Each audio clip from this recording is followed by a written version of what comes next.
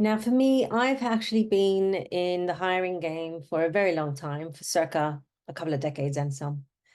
And I have been on the receiving end of being in interviews, but more on the other side of it, where I'm interviewing candidates. So taking into consideration how to make it more inclusive when you've got a single parent opposite you that you're taking through a hiring process. Let me give you some tips about that. Firstly, when you're about to embark on scheduling a session with them, and this is the thing, you won't know that they're a single parent unless they've opted in to tell you.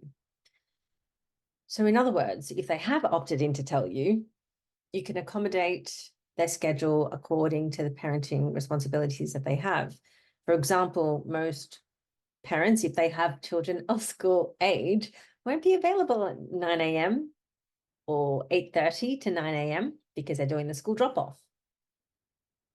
And then in the afternoon, they may not be available also because they're doing the school pickup. So having those kind of considerations. If they are younger, they may be in childcare, so you might get them on the off chance because they've dropped off their children much earlier, but then they're on the journey into work and they're wanting to get there at a particular time. So that 7 to 9 a.m. timeframe may not work.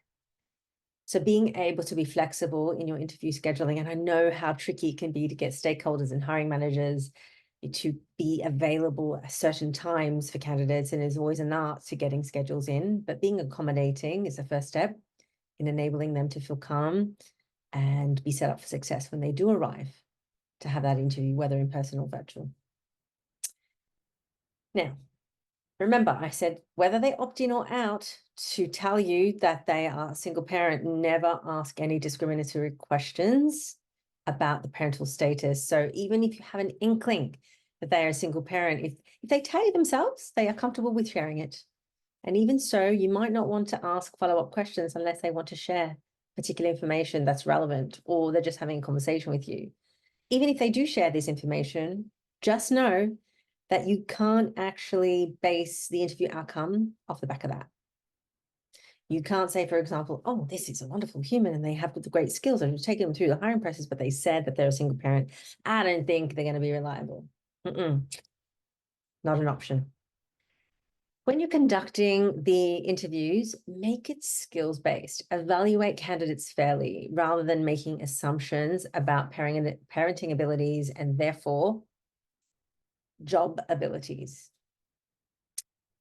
And then, once again, if they have been open and vulnerable to share that they're a single parent, and I say vulnerable because of the biases that exist when you say to someone that you are a single parent,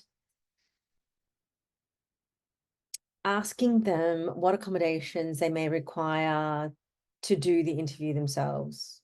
And that ties into, offering the options, number one.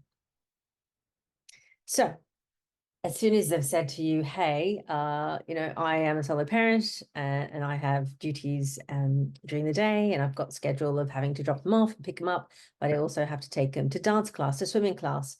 So I'm not going to be available this week, but I can make myself available on Tuesday at lunchtime.